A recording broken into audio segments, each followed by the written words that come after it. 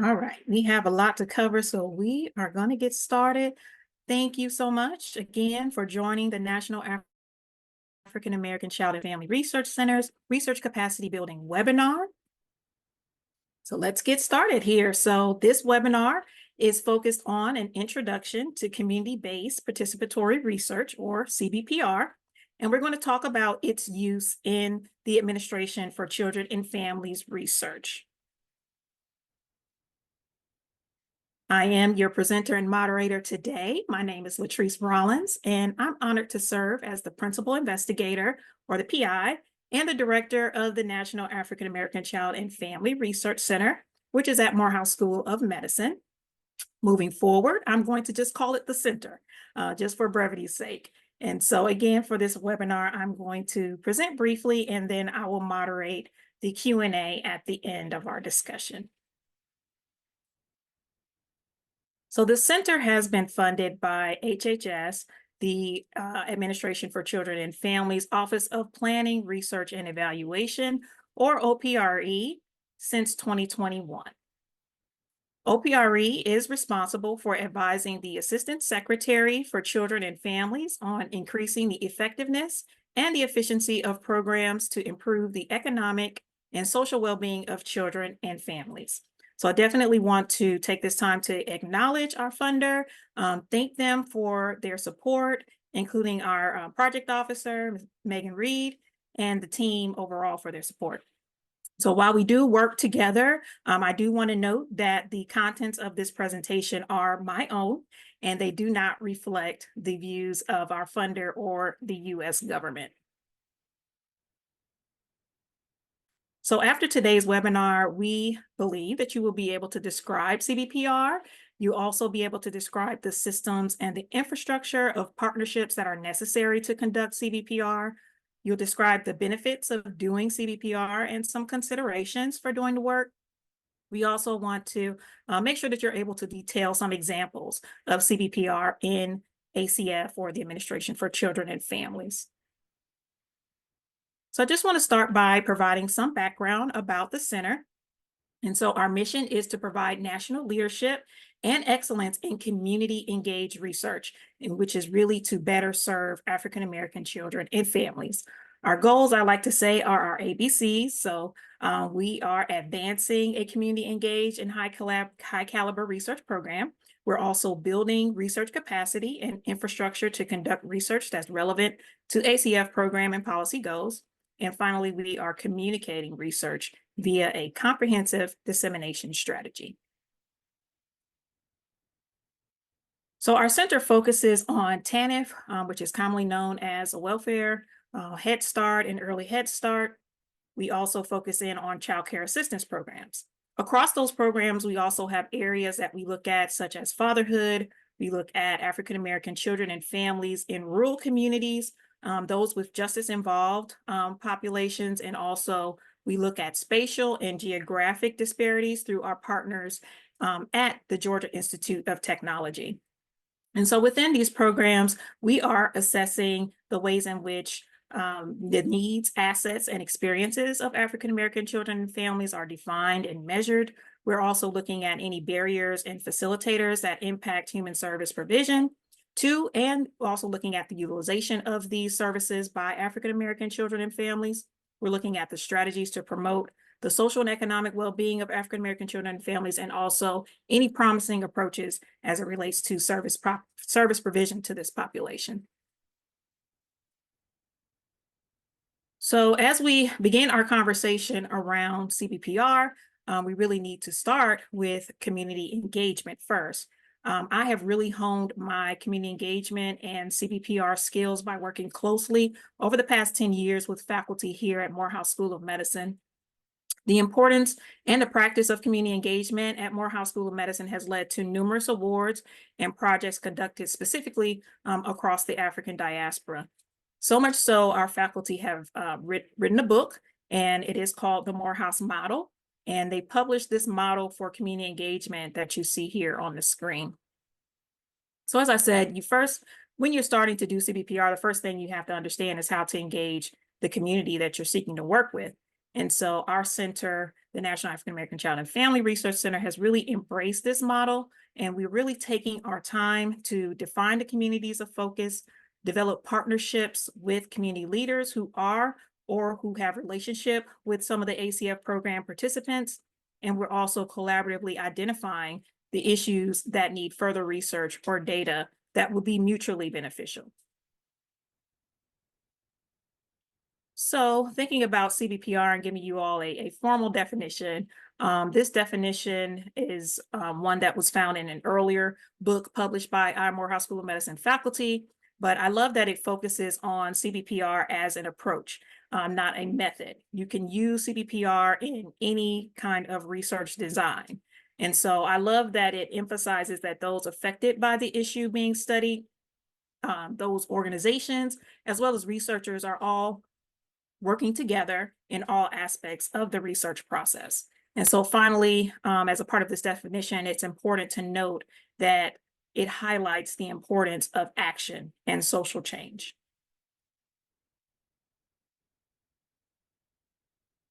So in 2017, one of my Community Coalition Board members, as well as myself, we applied and we were accepted to attend a CBPR Partnership Academy at the University of Michigan. And he shared that, prior to attending the academy, while he had been doing CBPR, he didn't have a full appreciation and understanding of CBPR. Dr. Selena Smith and colleagues described this same issue, and they worked with Community Coalition members to develop 7 CBPR principles for the African American community. And so as a Center for African American Children and Families, we certainly embrace these principles, and we understand that there are some limitations in the titles because they may not speak to the diversity of Black children and families. So we are family, it takes a village. Some of these things may not speak to families in African or Caribbean communities, but we believe that the essence of the principles are still important. So I'm just going to describe these briefly. So the first one, we are family. This really is that CBPR provides a framework for folks working toward a common goal. So similar to a family, CBPR is based on understanding and respect for different interests within partnerships and communities. So really having a common goal allows the researchers, the organizations, as well as the communities, despite their differences, to address issues that are important to everyone. The second principle, it takes a village. So trust is key to all partners functioning as if they constituted a village. The village facilitates co-learning, it facilitates shared decision-making, and also mutual ownership of problems as well as solutions. And so this principle also requires that we respect the expertise and the perspectives of community partners, maybe even more so than those of the researchers. The third principle, come as you are.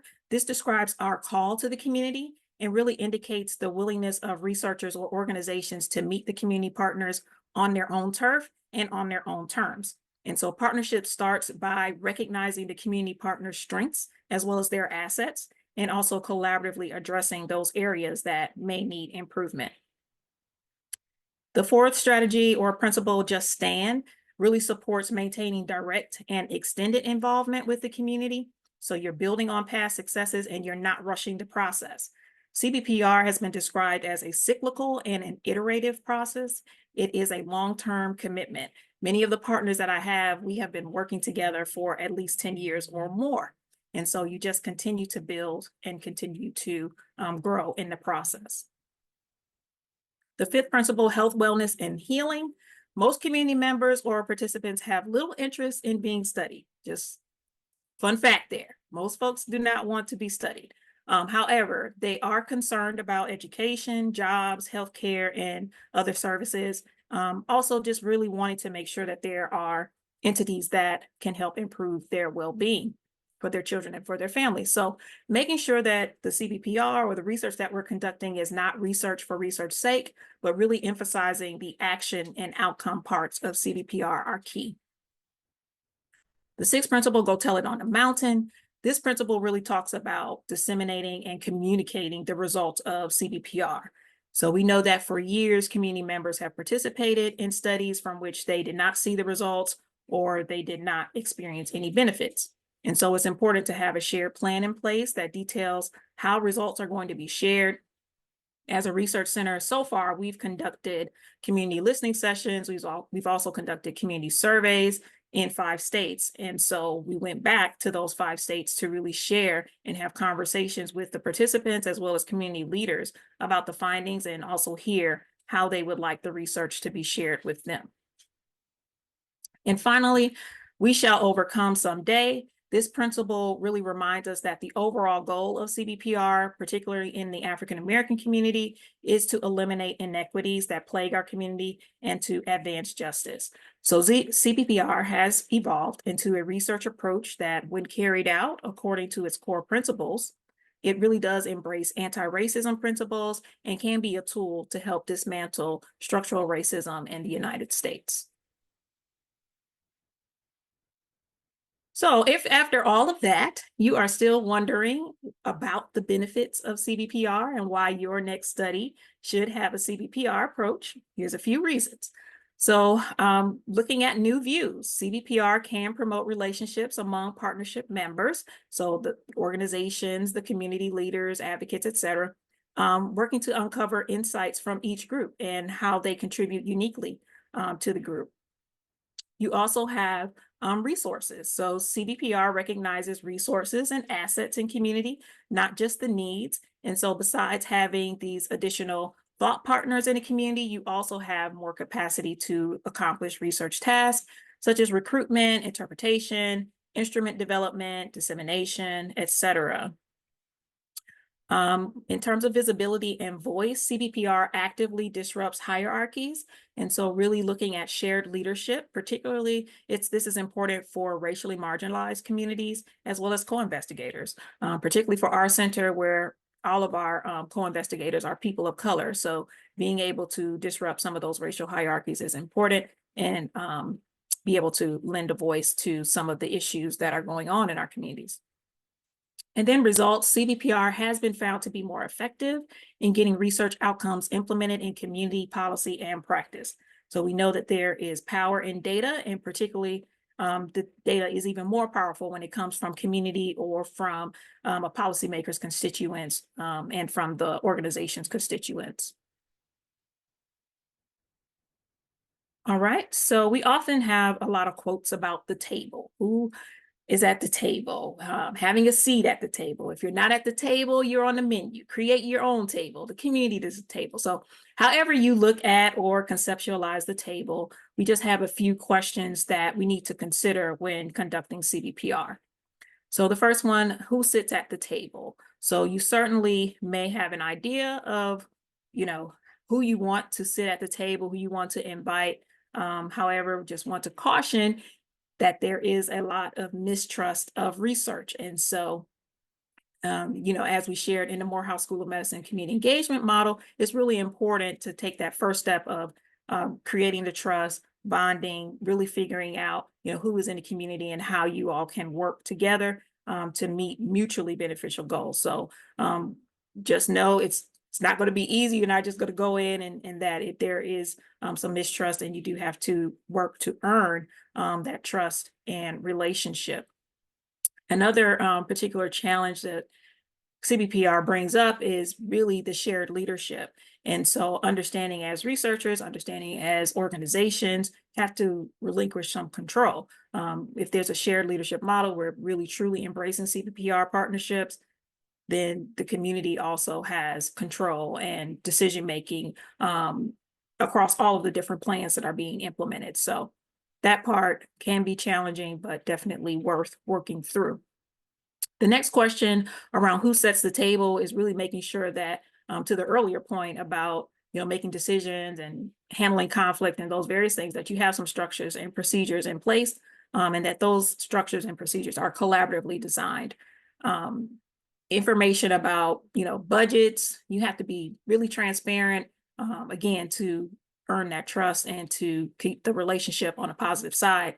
But you can definitely find templates and various things that help partnerships work through, making decisions about who owns the data, who's going to be a co-author on different presentations or articles, just various decisions that need to be made as you're working together. There's a number of templates that can do that, and really the structures and procedures will help with that.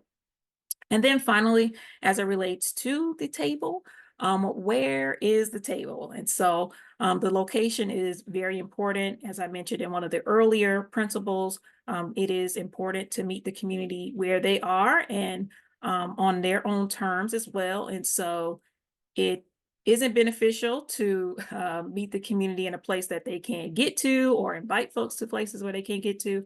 I remember when I worked for the state of Georgia, my office was in Buckhead, which is kind of a downtown area of Atlanta, not a lot of community residents around it. And there wasn't any free parking, there was no train nearby. And also there wasn't a stable kind of bus schedule going there. So inviting people to meet at the state office wasn't really a good idea.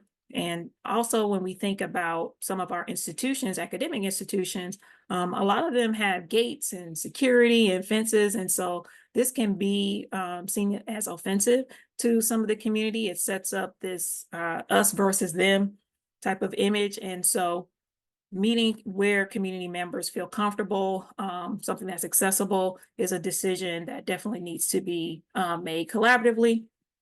Even when we think about online now, having online meetings and online events, we also need to think about some rural communities that may not have the broadband access or various things like that that would make that a challenge. So these are just some things to consider. And this is my final slide. I thought that this quote was pertinent, particularly in this conversation about being able to fully implement CBPR principles in ACF research.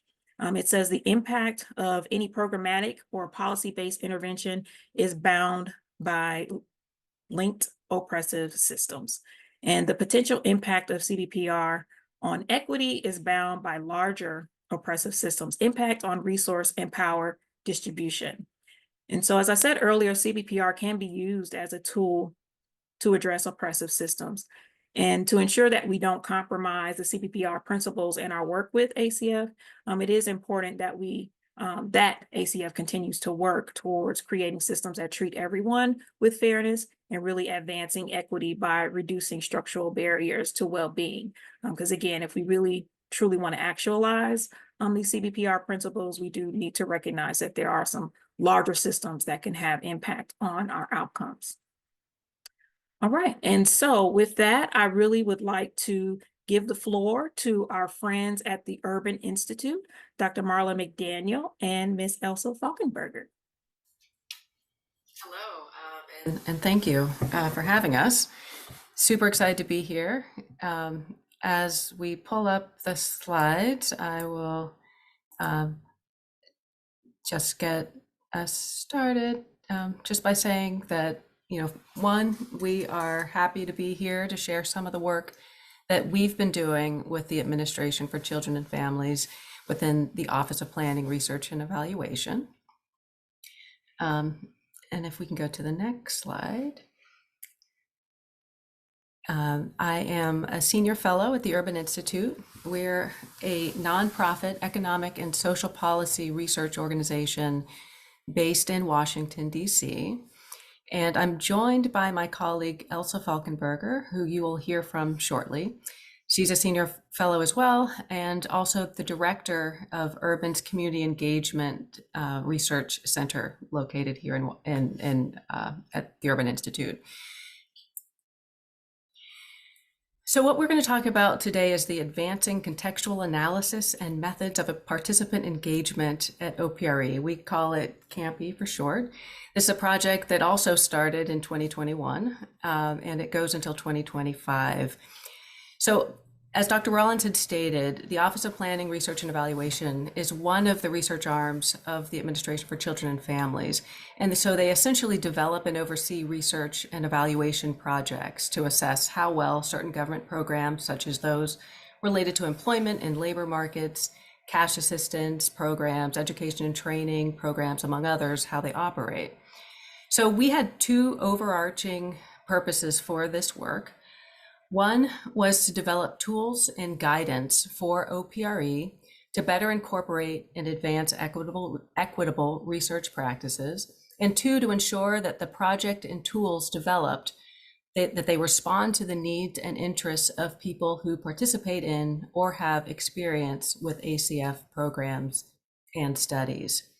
To that end, and this is what we're going to spend most of the time today talking about, we hired experts who became our community advisory board to increase the robustness of the expertise informing the work, and to ensure that, first off, the recommendations and whatever we produced and turned into OPRE were grounded in the realities of ACF program participants. And second, we wanted to ensure that the project itself models ethical and meaningful community engagement.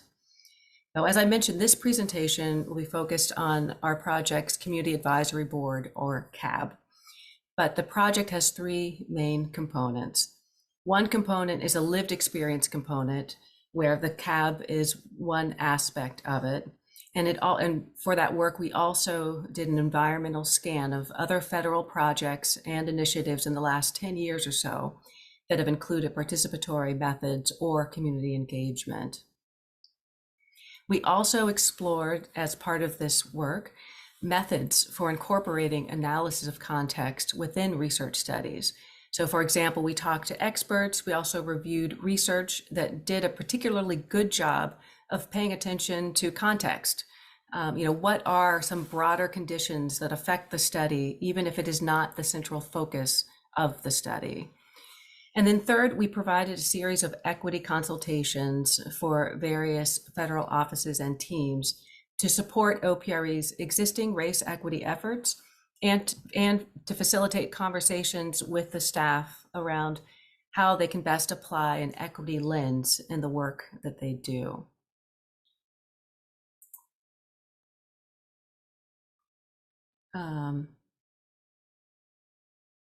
Okay. So before Elsa gets to the most exciting part, the good stuff, I'll highlight the 4-point vision of our Campy CAB. One, we wanted to be able to generate input and guidance to improve OPRE's research quality and to inform policy and practice. Second, we want to provide OPRE researchers with the opportunity to learn from members' firsthand experiences. Third, we want to pilot and document an approach for community engagement that can be replicated at OPRE and Department of Health and Human Services and in other federal agencies.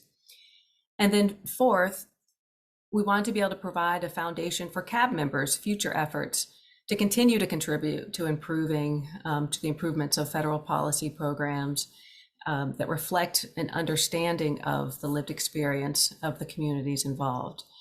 And I'll emphasize again that CAB members in our project aren't doing this for free. They are hired experts. Research projects hire experts all the time, and this is no different. So with that, I am turning it over to Elsa.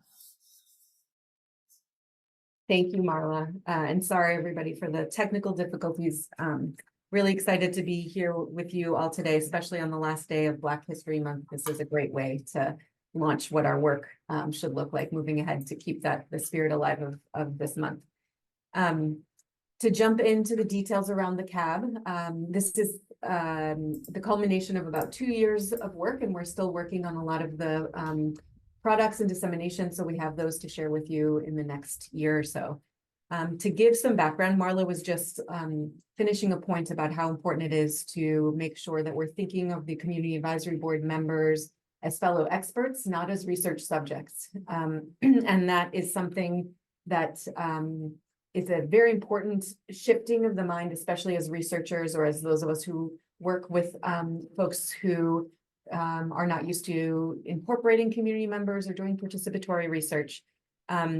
The other piece that I'd like to just really highlight about what Marla was just talking about, and that I'll talk about in more detail here, is that a lot of times we'll talk about community-based participatory research or participatory action research in a specific research project. And a key difference here is really in that the work was not just a single research project, but was really about looking at documents, procedures, methods, and approaches to the work in a federal agency that would then inform and impact all of the work that all of their staff were doing and all of their projects. So the vision, we can move on to the next slide. Thanks, Marla. So to get into the weeds, and there are many more details than we'll present today because that would take hours. How did we create the CAB is the main question that we get a lot. So really starting from the beginning, we wanted to make sure that we truly understood our partners at OPRE and their intentions, and the different lived experiences were a term that we hear a lot, but really in defining what that means. So we created a flyer so that we could really communicate that clearly and be on the same page as each other, and really communicate that clearly with folks who would be interested. We included things like the compensation, what kinds of lived experience were we looking for, and what would the expectations be in terms of time, and who we were and what the engagement might be like.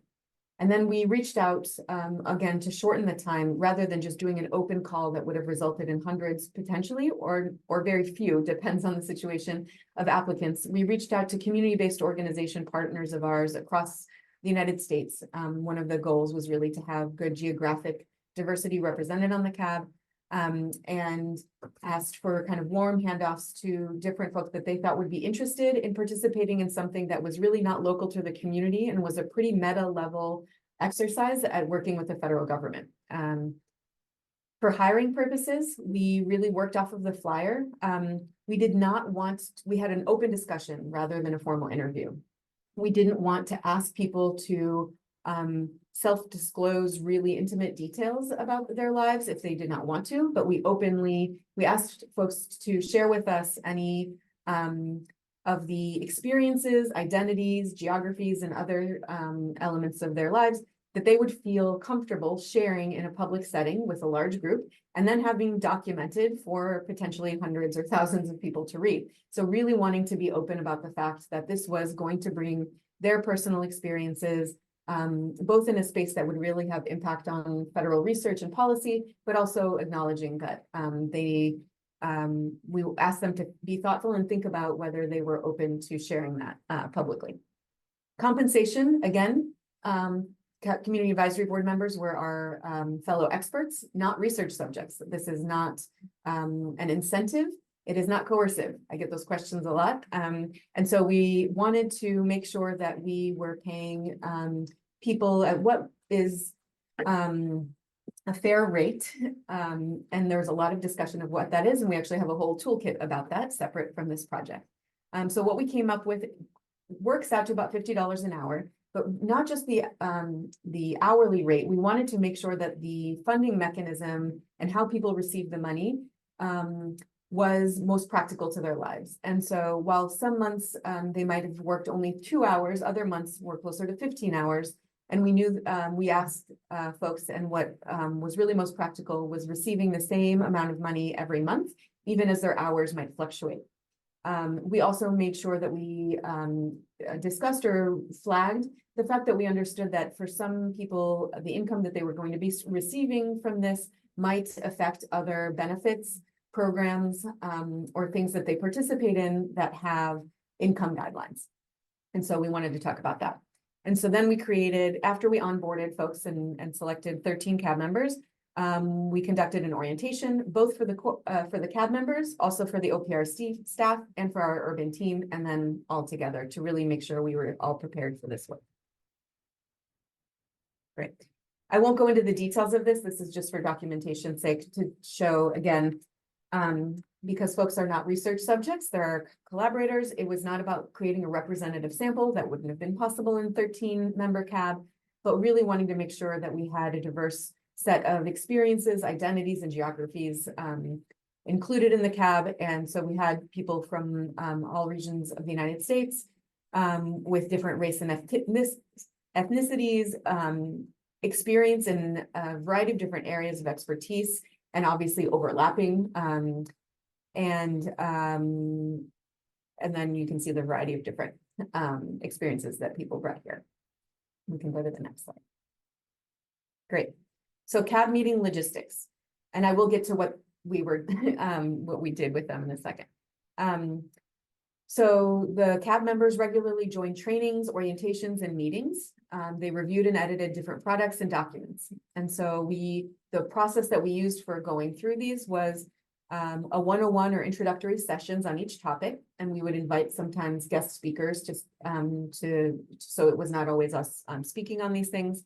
We would send homework or hands-on review of materials in group sessions, and then we co-designed recommendations and then presented those recommendations to OPRE staff at the end of each of the 4 tasks. One of the critical things that we did at the very beginning of this project was create a buddy system. And so each of the CAB members was assigned to an Urban Institute Campy team member. The number of CAB members assigned to each staff person kind of fluctuated as we had some turnover in our team. But the idea here really was that if a CAB member missed a meeting, because there were many of them, and we tried to be very flexible with people's schedules. We're not paying people to be full-time staff members with benefits. So really trying to be as flexible as possible. We would do a one-on-one session with them to catch them up and also get any input that they would have liked to provide, but also to really build relationships. And so each of us who have really deep relationships with each of the CAB members who are our buddies, and those are relationships that will continue on far beyond the extent of this project. And it allowed us to really build rapport and understand what they wanted to bring to this, and answer questions offline also that people did not always want to be discussing or we didn't have the time for during our meetings. So like I said, it was about 8 to 10 hours a month, but really a large fluctuation from anywhere from 2 hours to 15 or 16, depending on the month. We had 4 main tasks that OPRE asked us to focus on. One was reviewing OPRE's style guide. Many of you are probably familiar or have your own style guides, depending on where you're situated, but basically a pretty straightforward document that talks about different terms, approaches, and ways to discuss and present information in your public-facing materials. Second task, well, actually, the second was the welfare and family self-sufficiency agenda, which is called the WFSLA for short. And I'll go much more into detail on that one in a second. So reviewing OPRE's WFSLA.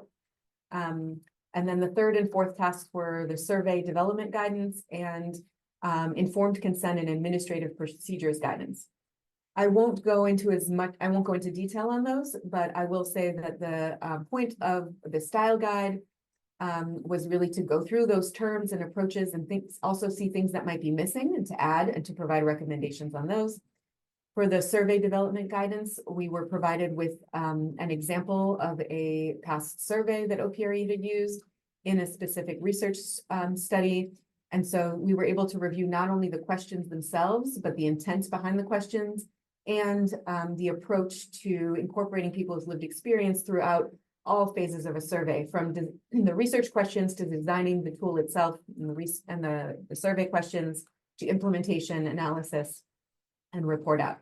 And then the last one on informed consent and administrative procedures guidance, we went through the traditional approach that OPRE uses for informed consent, and we're able to pull out some recommendations, make some revisions to the informed consent guide, and then have the CAB members pilot both the informed consent and the revised survey with chosen members from their community. And as soon as they were in the position of actually having to pilot those, they had even more recommendations that didn't come out just in reviewing the materials. And so that experience of really firsthand implementing those tools with others in their community was a really rich experience that brought up a lot of recommendations. So to dive in specifically as an example of one of the tasks, the WFSLA, which is a learning agenda. And a learning agenda is something that's used by a lot, if not all, of the federal agencies. And it's really a compilation of what is known to date and then laying out both the goals as well as research questions for the future. And so in this case, the WFSLA comes from, sorry about that, from OPRE's Division of Economic Independence and the Office of Family Assistance. It is about a 60-page document It's quite heavy. And there's a lot of content, just number of page wise, much less the content itself. And so the way that we went about this was determining which sections of the WIFSLA we thought would produce the most insightful comments from the CAB, where they would feel the most comfort and desire to dig in, what they might be most interested in. And so we sent out the entire 60-page WIFSLA. We printed it out and sent it by snail mail. It is hard to read that amount of content, and folks like to bring a pen to the paper and be able to write their notes on there or write questions.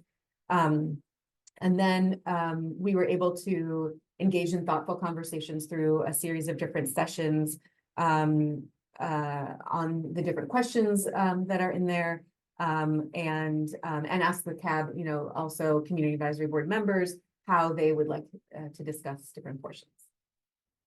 Next slide. So what came of this?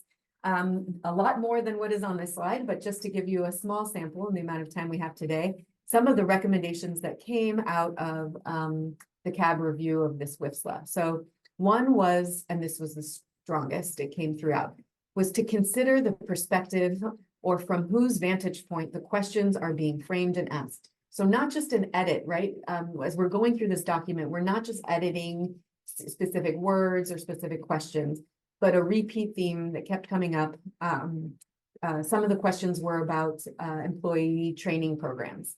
And so several of the questions, what came up was, are we asking this question from the perspective of the employers or the employees? Like, whose interest do we have in mind and who do we want to be serving in this work? Also, another item that came up was, how often are the participants centered in the questions being asked? Similar, but slightly different take on that. Like, are you really thinking about the experience of the person who's asking this question as you are asking it to them? A second theme that came up was the idea of pursuing questions focused on additional aspects of WIFSLA-related programs. So while we might be looking at something, again, on, let's say, workforce development, not just thinking about outcomes, somebody getting a job, but access. Do they have access to different career opportunities, different jobs, and the ability to even access information that those jobs exist? Another piece was around participant experience, right? Not just focusing on, did you do the job training? Did you get the job? But what was your experience? Is this what you were looking for? Did you want this? Was it positive? Did you get what you were hoping out of it, right? And then the last part around job quality. So again, not just getting the job, but is it a long-term job? Does it have career advancement opportunities? Is it something that you're interested in and that you would like to grow into and continue pursuing? And then the third piece, which is really a theme that came throughout all four elements of our CAB work, was the importance or the value that convening a standing CAB would have if it was embedded in OPRE, and where they could do a more thorough review of the WIFSLA, but many other OPRE practices and processes. So this was an 18-month engagement for the CAB members. Took us longer, obviously, to set it up than 18 months. But there was not, because of funding and other restrictions, an ability for the CAB to be ongoing. And yet now they have this extremely deep for a regular person who's not working with federal government and not a researcher, this depth of understanding of research through all of these 101 trainings and understanding and relationships with people at OPRE, at Urban Institute. And so, you could think of them as really master's level community advisory board members who have a lot more to say and now have this grounding. And so really trying to think through in the future ways that this work might be able to be sustained on a longer term basis. And in that vein, we tried to, at the very beginning, we had conversations with our OPRE program officers and others to think about what commitments could we make to the CAB members beyond just the commitments that we were making as a contractor and as consultants, thinking a little bit broader, bigger picture and longer term. And so one of OPRE's commitments, again, that was not necessarily in our scope of work or in any contracts, was to really be as transparent and communicative about when and how CAB feedback was being applied to the research process. And so as soon as we submit our recommendations, that could be the end, but instead, really being able to communicate, this is who the recommendations are going to. This is how they're advancing through the process and through different leadership at OPRE. And then if there is feedback or information about how those might actually be implemented, then also sharing out that information. Urban's commitment also, understanding that we could not make a promise beyond the 18-month commitment, was really to ensure that we would make an effort to connect CAB members to further professional development opportunities. So speaking engagements, conferences, resume building, those kinds of things, but also to potentially connecting them to other research opportunities, either at Urban or elsewhere, who were looking to engage folks with lived experience in their work. And so a few things have actually come out of this, through OPRE, there's been an opportunity to provide some input on a potential TANF pilot program where there have been listening sessions. And so we were able to really, and they were very excited about this opportunity to connect the CAB to the listening session for that purpose. And then internally at Urban, we have 2 different projects that also happen to be funded by different portions of HHS, where we are now engaging with our CAB members on a micro simulation project. I won't go into the detail of that, but that's launched. And then another project that's around climate justice. And that's just hopefully the tip of the iceberg and continuing to further our relationships with the CAB members and continue the work with them. So thank you. And we will pass it back to Dr. Rollins. Awesome. Thank you all so much. There is a question for you about the compensation toolkit and if it can be shared. Yes, I will paste the link to you, Dr. Rollins, and then I think you can share out with the larger group, right? Yep, you can put it in the chat as well. I can put in the chat instead, right? Okay, I will do that. And also, I will add to that, we had a recent, I think of it as a major win, last week at Urban. I get probably the most questions around which mechanisms. Are they consultant? Are they part-time employee? How do you pay people and how much? And people want a number, and I can never give that to them because it's dependent on so many different factors. My quick answer is pay them as much as you can, which is kind of an easy but not so great answer. But one major breakthrough that we've had is a lot of times community members are brought on shorter term or consulting basis. And in order to pay a consultant a certain rate, and most of our institutions and organizations, you have to justify that rate. And the way that people justify that rate is that you've been a consultant before and you provide that paperwork, right? Or they ask you for how much you've made at a previous job. They ask about your educational attainment. So those things do not always allow me to offer a higher rate or to justify a higher rate for what is genuine expertise. And so I'm very thankful to our HR department to having laid out for me, these are all of the rules these are all of the different ways in which you can justify a rate, and gave me a lot of detail on that, and then asked us to document proof that would allow us to pay, not for this Campy Cab, because we were paying all 13 members the same rate, but for a different project that I'm on, we were able to demonstrate how one would equate one form of traditional consultant expertise on a project to community-based lived experience as equally valuable experience. So happy to share the document. It won't include those details because it's older, but really happy about that. Awesome. Yes, I think you should be able to paste it in the chat now. Apologize for that earlier mix-up. So we have another question. I'll be very curious to hear from individuals about difficulties experienced with IRB processes, and particularly with compensation and how you navigated them generally. So I don't know if you all have to deal with IRB. Oh, yes. Okay, you can start it out. I'll share as well. Oh, you start then. Okay, so luckily we have some really phenomenal IRB directors that really have taken in community engagement and CBPR principles into account.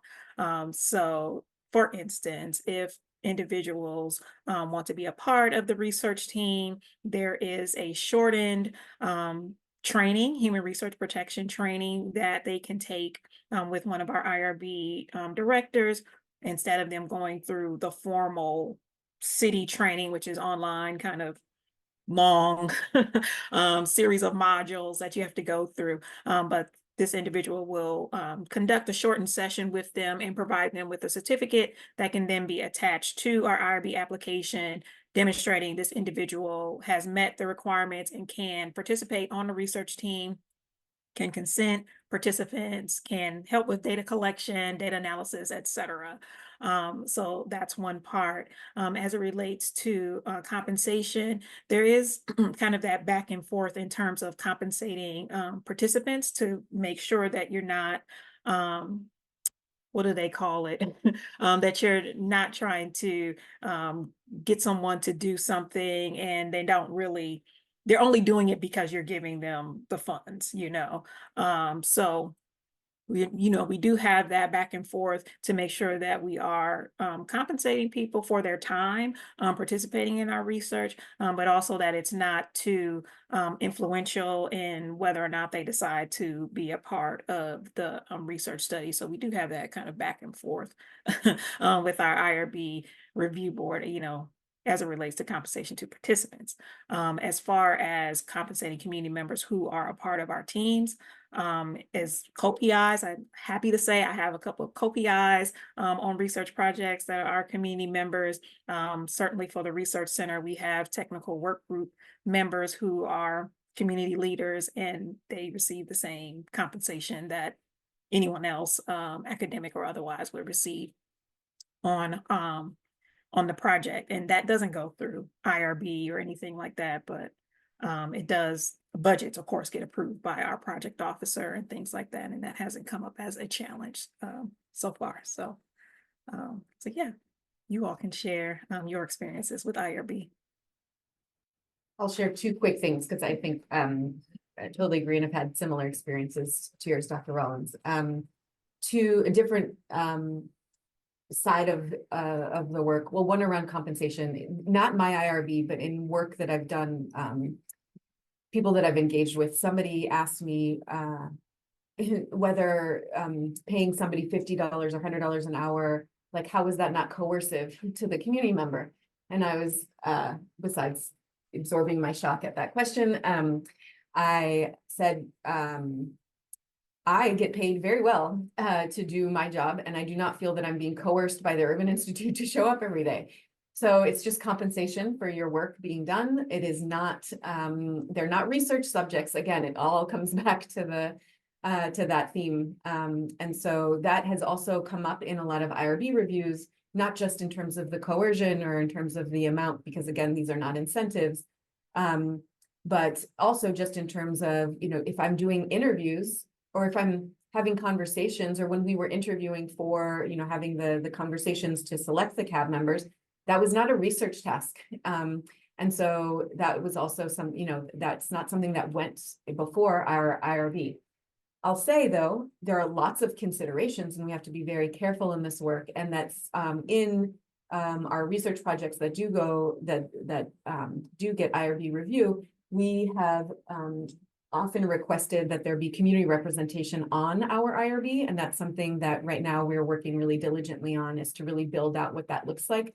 Because community member all the time, I know I use that term all the time, but it can mean a lot of different things to different people. It can mean just a non-researcher. But so really when you are talking about lived experience of the topic or a community member who resides in the location, if it's geographically, if it's location-based, place-based work is really essential. So that's something we're still working towards. Okay. One more, and I'd have put in the chat a link to complete a brief evaluation, as this is the first in our webinar series, so we want to continue to improve. So please let us know your feedback. I'll make sure next time that the chat is enabled. I'll make sure I do that. So another question, depending on the demographic, keeping in mind those on public assistance. And so has sending those participants over the assistance cliff, has that come up at all in your studies? You want me to cover that, Marla? Okay. Yes, it came up from the very beginning. It's come up in all of my work, but it came up at the very beginning here. One of the things, it's one of the reasons why we wanted to put the amount of money. You should always tell people what your compensation is going to be, right? That's supposed to be a best practice in posting jobs now. Not everybody does it. So we put that on the flyer, and I believe on the flyer, we'd also flagged that we understood that this might have unintended negative consequences for people for a variety of different programs, benefits, housing, other. And so we didn't want to do a workaround. We wanted to just be upfront and for people to say to us, this may cause me problems in this, or I'm not sure. And so we offered to get the right experts who would not necessarily be us, our team, in order to advise them to make sure they were able to make the best decision for themselves. There's certainly, I've heard lots of examples of workarounds that people have to pay in kind, or people end up having to volunteer a portion of their time to make sure that that they don't experience those unintended consequences. And we are in the process. It's not going to be a whole toolkit, but hopefully it'll be something that we're creating internally that I hope to be able to share out later. That'll be like an addendum to the compensation document that is a series of questions and guidance that you can provide, even just how will this work for your taxes, right?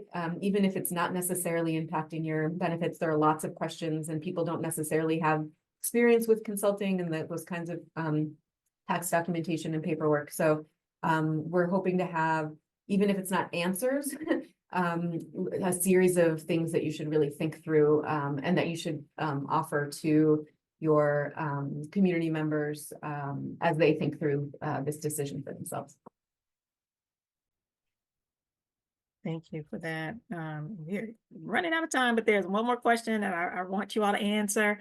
How did you all define and assess the level of community engagement in the project? And they said there can be divergent opinions and capacity around this issue for several reasons. Yes, I think many of us on this call have probably seen like the spectrum of community engagement from Einstein's ladder, and there have been lots of other iterations of that, from like input provision to power sharing. And so that is something that we discussed with our OPRE program officers from the beginning. Where were we landing here? And so I don't know that I could give you the specific circle or rung that we were on, although I could if I thought about it more. But one key piece here was really that the recommendations, there was no guarantee that the recommendations that were being generated would definitely be implemented. And so that is not a decision-making power, right? So it was definitely more than input provision because there was back and forth, an opportunity to have this discussion, and also a commitment by the OPRE staff to communicating the impact and where this work was going. But we have a bit of a road ahead to getting to really more of a power sharing or just empowering decision-making side of the spectrum of community engagement. Absolutely. Wonderful. Well, thank you all so much again for joining us. Definitely want to again thank the Urban Institute, Dr. McDaniel, as well as Ms. Elsa Falkenberger for just being here and sharing your expertise. Again, please definitely complete the survey so that we can improve next time and learn from you all what we can do better as this webinar series continues. So again, thank you all so very much.